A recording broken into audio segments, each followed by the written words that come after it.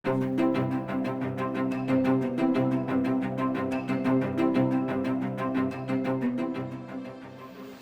po natin na marami pong mga babae natin ang nagdududa sa kakayanan, kapapatan ng mga nanunungkulan. Marami pong mga masamang karanasan ng ating mga kababayan na madalas ay umaayaw o naalaman o tinatakbuhan nila yung mga nanunungkulan sa pamahalaan. Hindi po ay kailangan unti-unti ay mawala na rin sa isip ng ating mga kababayan. Sapagkat ang nanunungkulan po sa pamahalaan ay ito sa mga bayan. Pwede po nyo kami sabihan, pwede po nyo kami tutulan, pwede po nyo kami kontrahin sa mga bagay na sa inyong pag-aaral ay ang mga ginagawa namin ay hindi na ayon sa inyong mga naasahan at nakakalaman.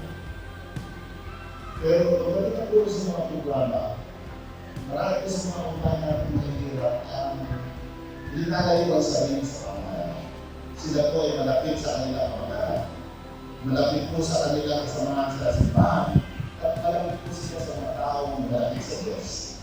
Sigurado kayo po ay mga mananaglitan.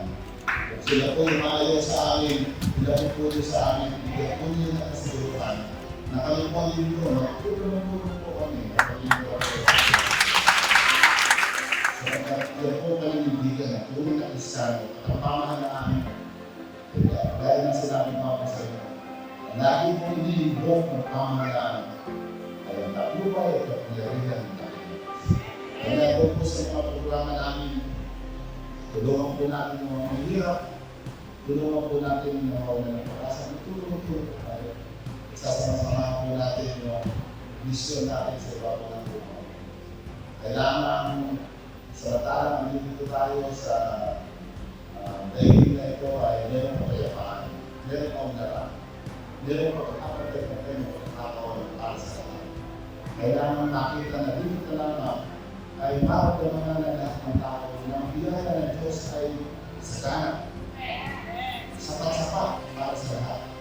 Pero kailangan naman ng tao ay maging mabuti sa pagkakao para pagkakahati-hati nito ay makarating sa bawat isa na kusang matatama na tunay na pala ang oportunidad ay para sa lahat.